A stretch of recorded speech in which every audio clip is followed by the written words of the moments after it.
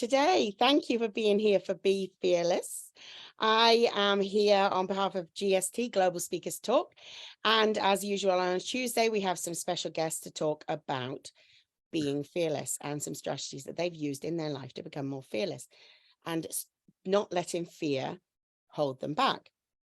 The G.S.T is Global Speakers Talk, very wonderful organization. We're in our second birthday week.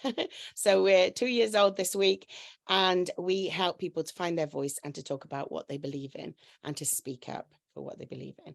And I am your host today. I'm Lisa Marie. I'm a teacher, a tutor.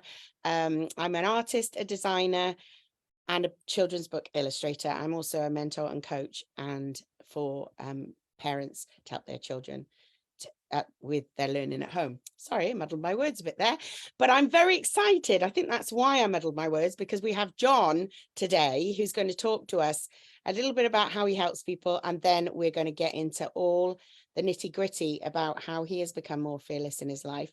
And I know this man has had some moments of showing a real pushing through fear, because he's achieved many things in his life. He is a former professional athlete.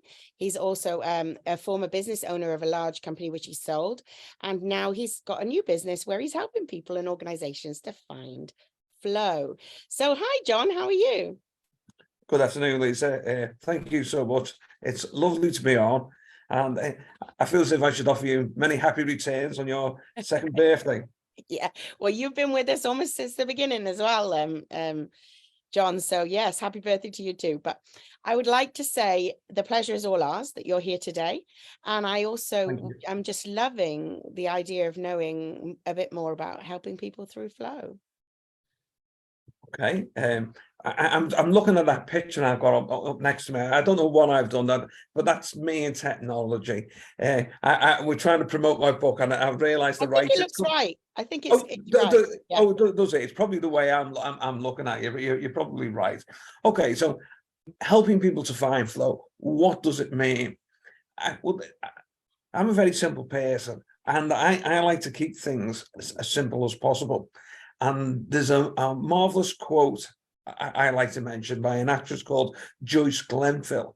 Now, Joyce Glenville used to appear in the 1950s UK movies, black and white, mainly St. Trinians, sort of comedy actress, and she'd appeared a lot with Alistair Sim. Most people will know Alistair Sim from A Christmas Carol, which is on every Christmas day because it's Scrooge, you know, so everybody knows that. So just to put things into perspective, but Joyce Glenville had a marvelous saying, and she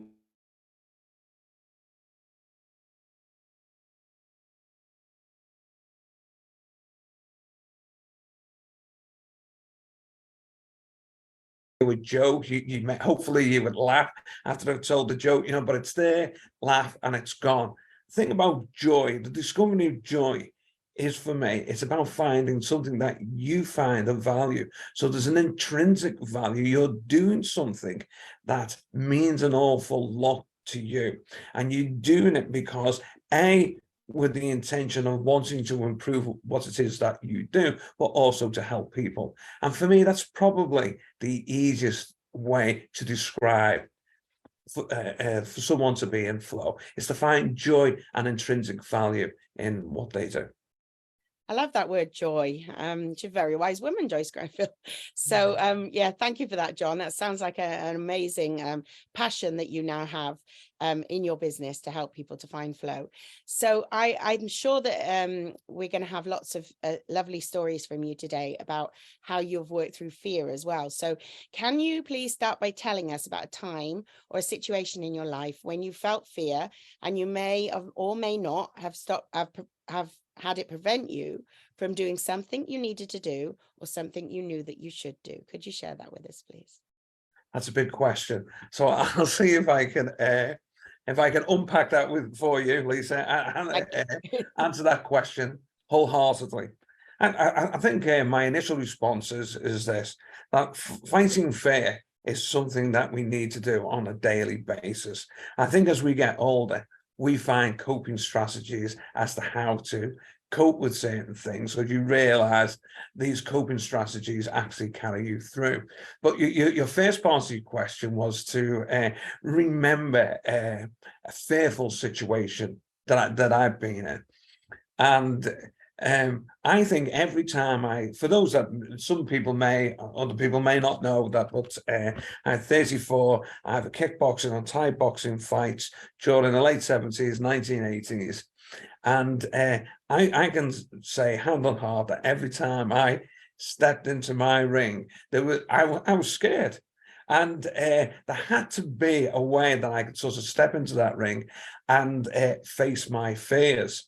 And I found that every time I was facing it, there was a big challenge to actually step over it, because it's very fearful when you think about it. All of a sudden, you've got no reason to particularly, for want of a word, dislike somebody, to go in and to execute a series of techniques on them. There's not real emotion there, other than the emotion you're thinking that I want victory because I want to win.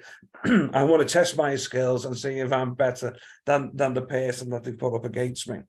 So there's no, I mean, that can be a big emotive part of it, but there's no real hate or there sort of things that you makes you feel as if you want to do something to somebody, you know. So it's a hell of a thing to sort of face and to step over, and you have to find a way through that.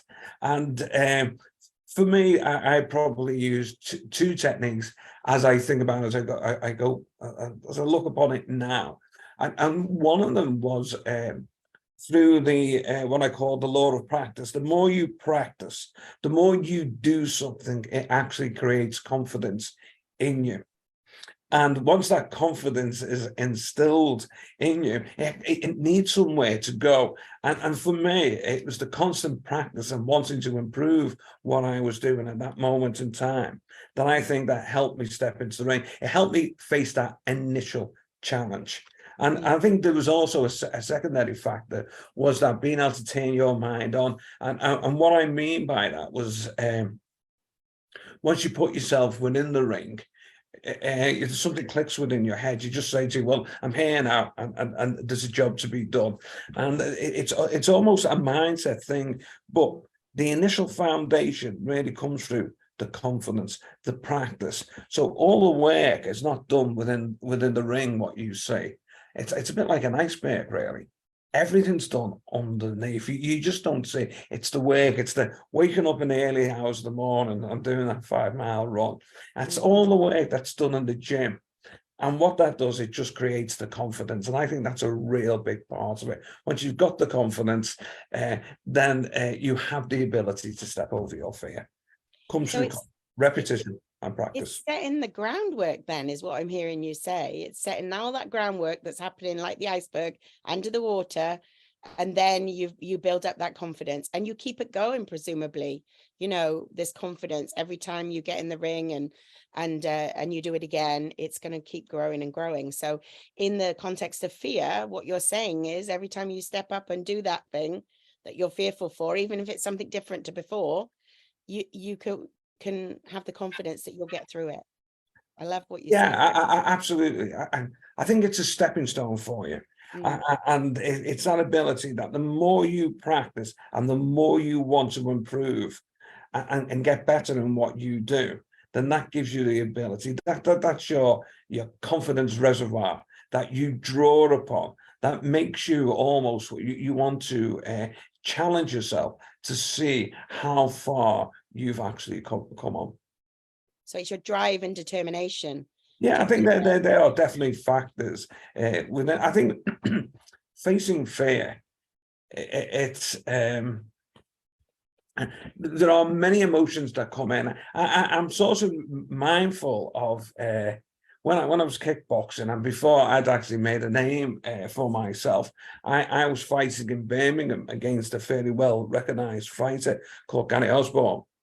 And we'd got there with my brother. There was a few of us that were competing this particular day. We got there, we all weighed in, and all the adrenaline's, you know, it's all there. and you're excited, but you're nervous as well. And I got told, oh, the guy that you're going to box can't fight you. So, so it's the fight's off now. And I'm thinking, so I don't have to worry about the weight. So what I'll do, I'll go out and have a meal. And I can remember thinking, because when you're training for a fight, you're very careful over what you're eating. So when you got this door of opportunity, just I'll eat anything, whatever I can, Yeah. And there wasn't many things. I think we went to a Wimpy bar because there wasn't many McDonald's back in the early 1980s. So I think it was a Wimpy bar, And I remember having burger and chips and things like that. Well, 45 minutes later, we got back on. And he said to me, oh, the fight's back on. Oh. What they were doing, they were just emotionally messing me around. And I realized what was getting done. And when I actually stepped in the ring, it doesn't sound a long time, but I was waiting for him about 4 minutes in that ring to actually walk into the ring.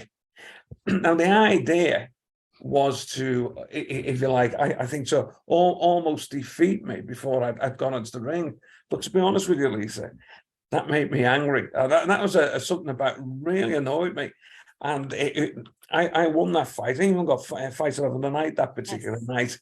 But here's the thing. I think anger can be something as well. If you of all the emotional states that you can go through, to be fearless, rather than be scared, if you can become angry about a situation, then you're more likely to want to face it off, what it is that's confronting you. I mean, we normally have 3 responses, don't we? Fight, flight, or freeze. They're the normal three responses that we have. But my experience has taught me that if in a certain situation, if you're practicing a situation, you're more than likely to respond in a certain way because you're so practiced in doing it. But if there was an emotion that you probably needed in a fearless situation, then anger is probably a good one to have. I think you make a very good point there, because you were certainly, it was almost like you were being intimidated. They were trying to set fear into you through intimidation, what you say. And because you got frustrated and quite like, hey, who do you think you are to do this to me? It helped you get that drive that you were talking about earlier, that commitment, that to push through whatever he was trying to do. It didn't matter, you still had your goal, and who was he to stop you? I love that. And again, that's confidence coming through, isn't it? Yeah, absolutely. And I think it's important to also state, Lisa, that I was never an overly confident person, other than where I'd particularly practicing something, and that's been a really big learning experience for me. I don't think it matters what you do. I think the first time you probably drew a picture or taught art or whatever it is that you're very nervous in front of it, but the more you practice and talking in front of people, leading them and bringing their talents out of them, and you're seeing that you become more experienced in it and more confident in the way that you're able to deliver and bring out from people that you're dealing with their talents. And I think there's something within that helps people become fearless.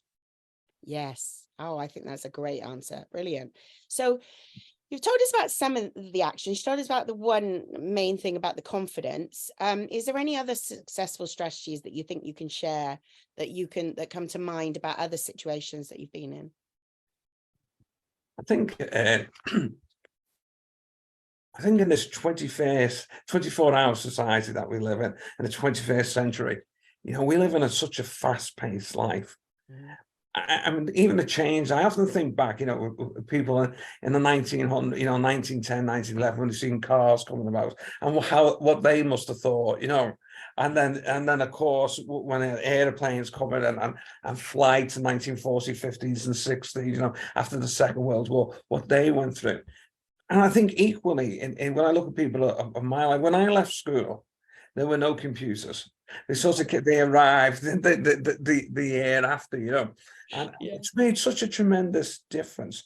I mean, the fact that I'm talking to you now on a social media platform, for me, this would have been something like out of Star Trek. Yeah. Where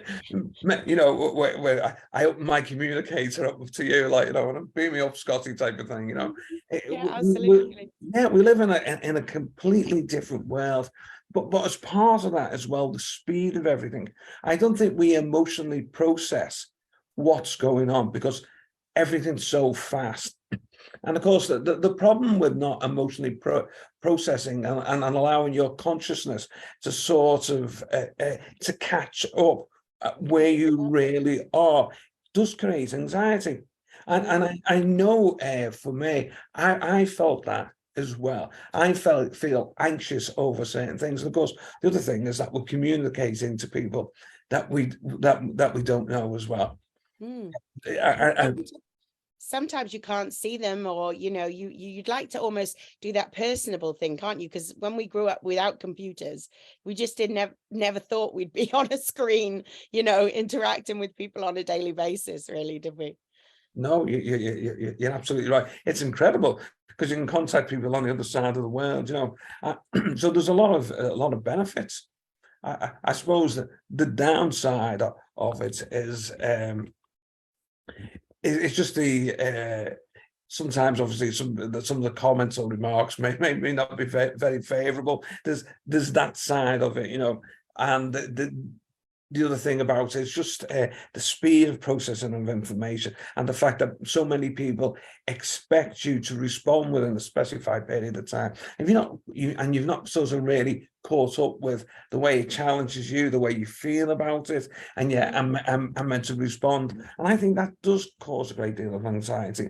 So for me, you asked me, how do I cope with things like that? Well, I have to, on a constant basis, work on my confidence, and because I know that will see me through if I can work on my confidence. And I think one of the things we can do, we all have people that support us, but we also have detractors, and I think you've got to be prepared to remove yourself from the people that want to got a negative commentary with regards to who you are and what you do. You just have to remove yourself from it because there's just no point in putting you're not going to make sense with them, and you're not going to be able to reach out to them because they don't want to.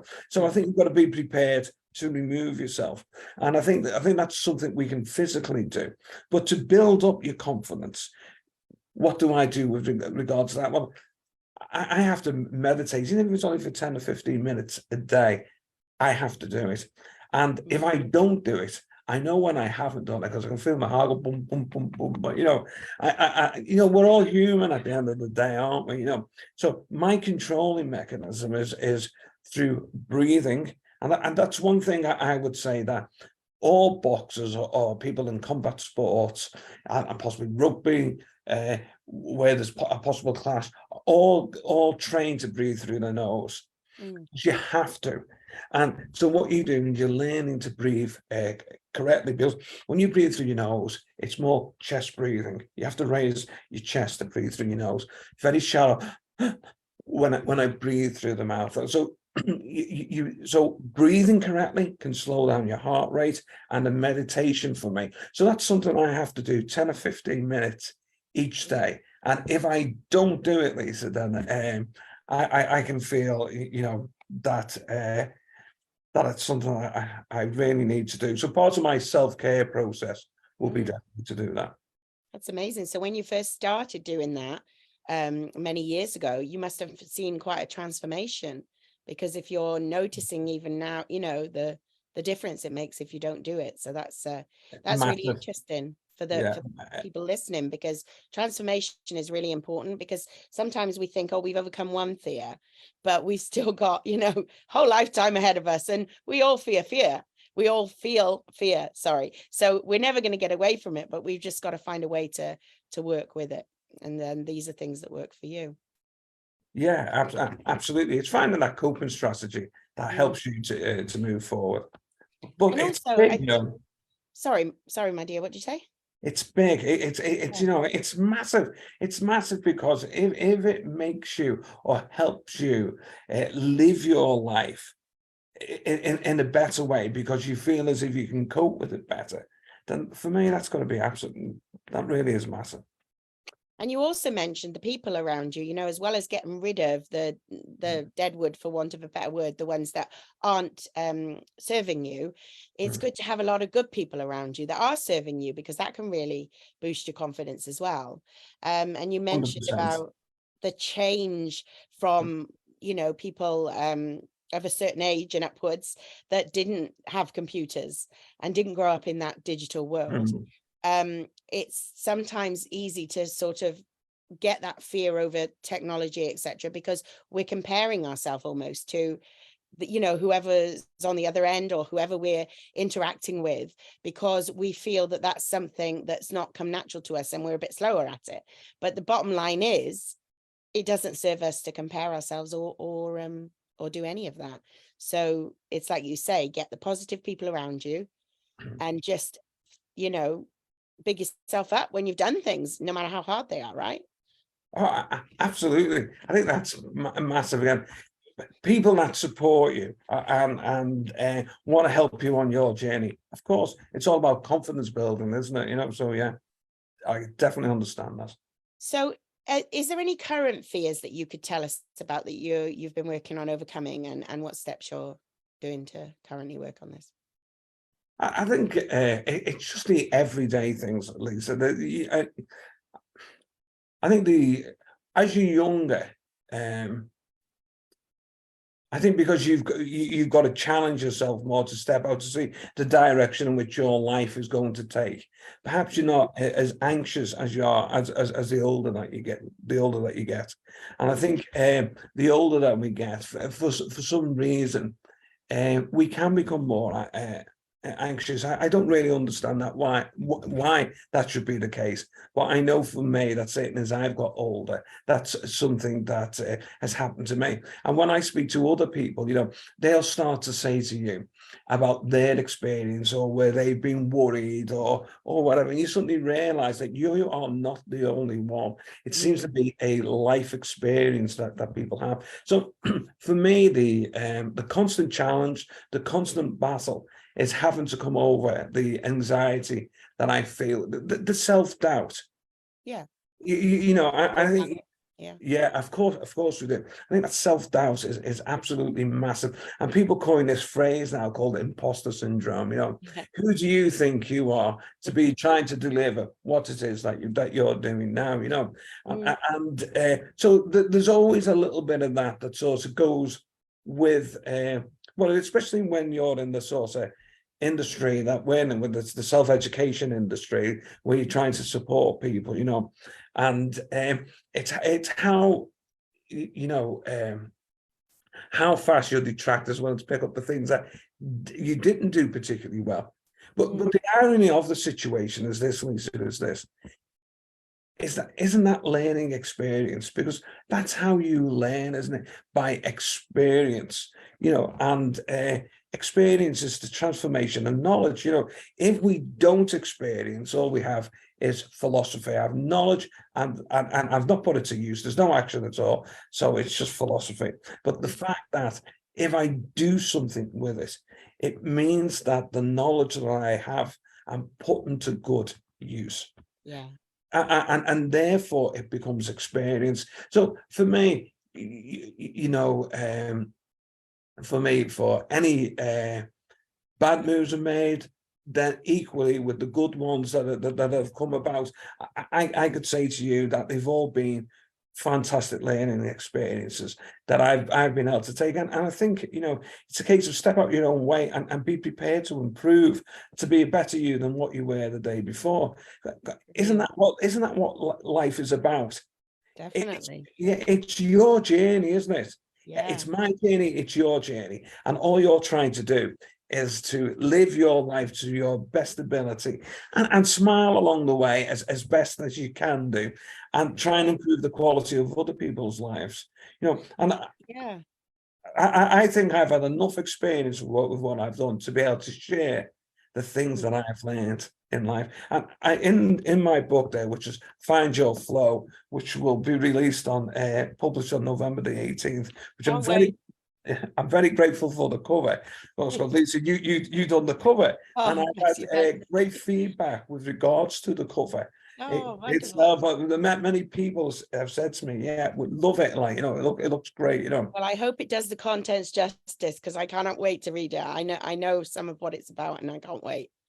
Yeah, well, do you know, one of the things though I'm drawing upon now is I have this thing called the flow experience cycle, and I suddenly realized that in my life, the way I made good decisions, or if you like, fearless in my decision making, is when I use this model, this ref model. So it's 4 R's and an E and an F, and it takes you from reflection, refocus, reassessing, resolving, evolving into flow, and explains all these. But that's just knowledge.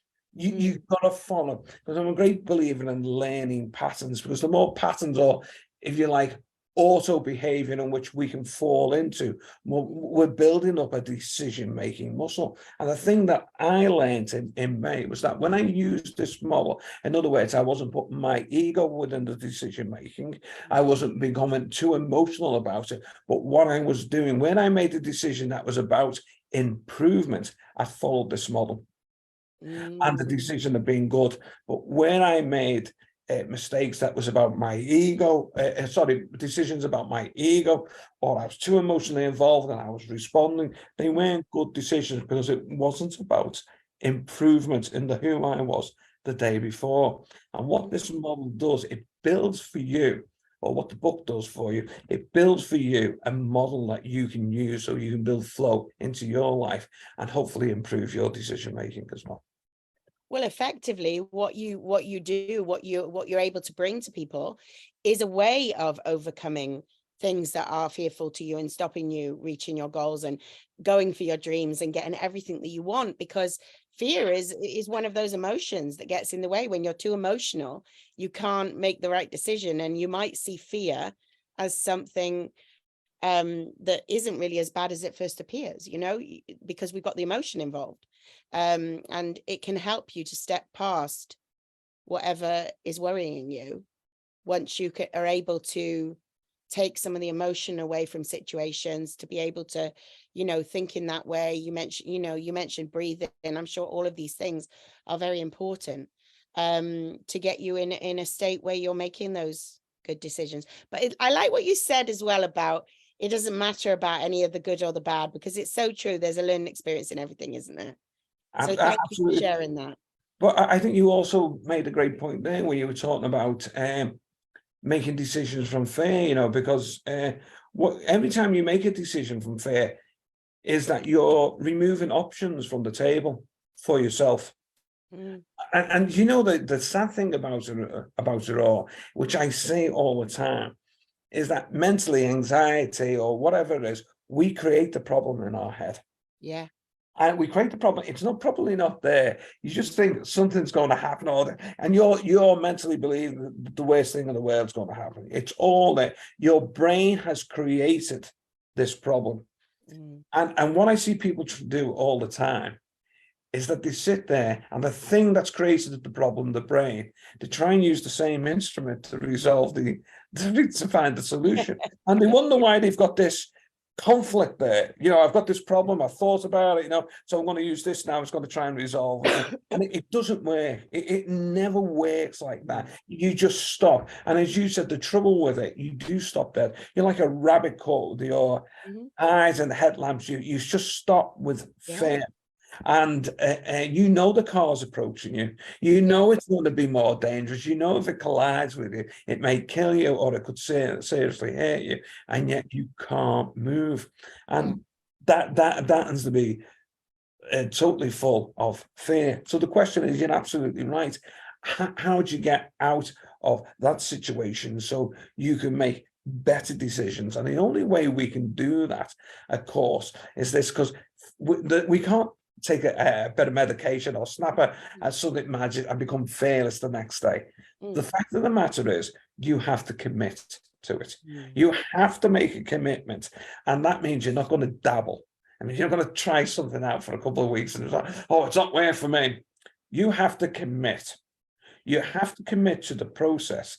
And I'm a great believer in, and that's why I've created patterns and forms, not physically demanding, because that was never the point. It's not a health book, but what it is, what it does, it makes you move in non-intuitive ways with all your limbs. And the idea being is that you're having to make decisions on the move without stopping, and you're building that decision-making process up in the way you're moving your body in non-intuitive forms. And that's the thing that builds your confidence up. And eventually what we're trying to do is get in a situation where I've shown you a model how to do it, but how can you build this into your own life? Because ultimately that's what it's about. So I've given you this model, and then I give you an example of how you can build it into your own life. Well, just going back to what you're saying, making decisions from fear is removing a series of options, because what you're saying to yourself is this: I'm too scared to do that. And that the challenge may be the very thing between your success and your failure, but you've just knocked it out completely and just said, I'm not even going to look at that, because I consider that to be too risky. And that's the thing. So it does reduce your options in all of life. And you mentioned about stopping as well, and saying, oh, it's not working, and not just dabbling or sticking your toe in for a little while.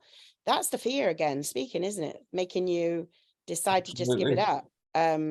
Whereas commitment and being able to talk to yourself and say, I know you're trying to help me, brain, but I don't need you for this one. I got it. Well, that's absolutely right. Yeah, because your brain's this 2 million-year-old monster that at one time was dealing with saber-toothed tigers, and it doesn't know any difference. It wants to keep you safe all the time, and because it is safe, you're right, you have this constant internal battle with yourself. So how do you actually overcome this? So so that's a real big part of it, and again, that's through confidence. And I think and that's why I think learning patterns and making decisions on the move, what you're actually doing is you're training your brain to make decisions without stopping. And eventually over time, it becomes an automated response in your head. You just do it because you're slowly training yourself to do that way. And for me, I suppose really, I could have equally called this book Be Fearless, because that's what it's about. It's training you to be more confident in your approach, so you can be fearless in the decisions that you have to take. Yeah. And so I asked you a little bit earlier as well, John, about transformation and how, you meditating must have been quite a transformation, because, you really notice it now when you don't do it. What do you think is the best thing about the transformation that occurs when you become more fearless and you find your strategies, like you have, to work through those things that are bothering you? Like you say, we do have fears every day that come to us, but we still do what needs to be done. And how do you think that transformation has been for you? I think it's been massive, because I don't think I would have been on here talking to you had I not gone through that transformation. So yeah, it's absolutely massive. It's my way of facing the world and coping with things that I have to do. I mean, this is all completely new to me. I've not been media trained, or I mean, some people have, and they come across so well. Some people do this so effortlessly, and some of them are very, very young. And their ability to be able to use the technology and to authentically come across is it's I could almost stand back and awe myself and watch people's ability to be able to do. So for me, it's a constant battle, and the transformation is, for me, that maybe to pat myself on the back, because here I am talking to you on the social media and feeling confident in the subject matter that we're talking about, because it's been a lifetime's experience for me with regards to being where I am now. And I think it's because of that that I can talk confidently in the subject matter. Well, absolutely. You've lived it for all that time. How much more of a expert do you need to be? I mean, you've lived your life, you know, coming into this this place of finding your flow. And also you we have to remember that we have an obligation, I believe, to share what we know that somebody else might not know. If we've got that information, then I think we have an obligation to share it with as many people we can. And so your transformation as well has been able to, for you to put yourself out there and share this with people and be able to, you know, bring out a book, and you've got this course coming as well, which is going to help people to work through flow. And you know, you've been working for several years with lots of organizations and things, helping them to find flow, etc. So, you know, you couldn't be more experienced. And they always say you only have to be one step ahead of the person you're teaching. So for me, I feel like if you know something and the person next to you doesn't, then you are an expert to teach them because they didn't know it. So, you know, that's the way I see it. I think you're 100% right. And I think this is what's great about global speakers too, because we're able to get people out there and say, you know, that you can keep speaking up for what you believe in. I quote a friend there, Frankie, he always says, keep speaking up for what you believe in. And I absolutely agree with him. I think it's important that we do. So what I want to ask you finally now, John, is if you could choose to summarize the advice that you would give someone if they came to you and said, I'm really struggling. I've tried to go to my dreams. I tried to work this thing. It's just not working for me. Rather than giving up, how would you encourage them to feel that fear and to work through it? What would be the big thing that you would say to them to help? Apart from come and read my book and work with me. Apart from that. Well, a great question, Lisa. My experience has been is the mind creates the problem, and to try and use the mind, as we touched upon earlier, to try and resolve it. It creates an even greater problem because they've got this conflict going on within their head that they seem unable to resolve. So what I like to be able to do is remove them from that. And the way I remove them would be to teach them a new pattern of movement. And the idea to being is that they'll be totally focused on something else. Now, when I was running my business, I ran a property business for 25 years. And sometimes, you know, when the Friday came towards the end of the week, you know, your head would be full of all kinds, you know. I've got a friend called Bob, and since I stopped competing, so for the last 30 years, Bob would be on the phone to me. We trade together twice a week. And even when I didn't want to train, you know, I was in my 40s, I go, what am I doing this for? Bob used to keep saying to me, John, you'll regret it if you don't train. John, you'll regret it if you don't. You'll be sorry if you don't, you know. And he'd constantly, and I always say, everyone needs a Bob to phone them up and say that you're accountable to, you know, because I know if I didn't train, I was letting him down as well, you know. So he was very good for me, and I'll always be very grateful that he was on the phone to me saying, come on, even the times I was thinking, what am I doing this for? Great point. Great. Yeah. But here's the thing, when I got there, it was like, it'd be like going back in time. I think, I didn't feel like this. But as soon as he put the gloves on me and I was like that and doing some pad work, I thought to myself, well, I'm here now, I'm going to do it. And your brain turns like this. And all of a sudden, because I'm moving my body in ways that I understand that I've done for years, without thinking about it, I was thinking, that was a bit sloppy, that technique. I could have been sharp. I tell you what, the next time I execute it, and I automatically fell into this rhythm of trying to self-improve again as I was executing the technique.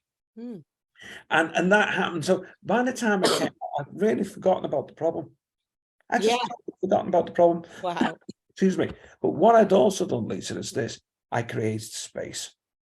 As soon as I created space between me and the problem that I've been thinking about it, that's when my creative ideas came to the fore. And I was able to think, actually, I was dealing with that completely the wrong way. This may be because I completely let it go. And what that taught me was there is power in patterns, power in the way that we move our body, that not only enables us to let go of our present way of thinking, because when you move your body in new ways, you create new synaptic pathways. Your brain, you're actually forcing the brain to grow. Yeah. And what that does, as these synaptic connections are made within the head, and your brain is actually growing, you've got more capacity, like more memory power or whatever, to actually come and think of a solution. And the fact of the matter is, because you're constantly seeking to improve in what you're doing, what happens to be a really big part of finding flow, there's constant improvement. So you're trying to improve on the move constantly all the time. You're in a situation whereby you're making decisions and putting it to action, and you're building that within yourself, within the process. So you're learning all the time how to make decisions on the move. So for me, that would be the greatest transformation. How would I help someone? I want them to say, it's not for me to tell them how I resolve the issue, but what I would want to do is open the door for them and say, this is how you can discover to make better decisions yourself, just by doing this, not forcing it, and allowing the answers to come. Yeah, stepping out of their comfort zone and just Yeah, absolutely. Wow, that's brilliant. I have to say, John, I always love having a conversation with you, and it's such a shame, but we've run out of time and I've gone over a little bit because I just love talking to you.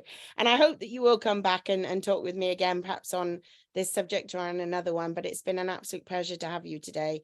Thank you. And thank you for always your support of Global Live Speakers as well. Thank you to Global Live Speakers for having me on, and thank you for your time today, Lisa. Greatly appreciate it. Thank you so My much. pleasure.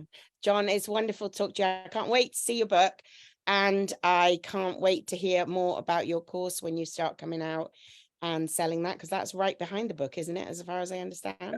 Absolutely. Taking all the learnings from the book and putting it within this course framework. Amazing, amazing. So if you do want to get John's help and you'd like to get in touch with him, we will put his contact details in the comments so that you can. If you're not here live with us now and you've just tuned in, then you've missed a good one. So put #replay and go back to the beginning and watch the replay, which should be up on Facebook any moment now. And if you are watching at any time, please do tell us what your takeaways are. What did you learn today from John? What did you find interesting? What aha moments did you have? Because I think there was a lot of gems in there for us today. So thank you, John. And I'm going to sign off now and say to everyone, I hope that you will join us again next Tuesday for another episode and another expert in their field. Thanks. Take care. Bye-bye. Thank you.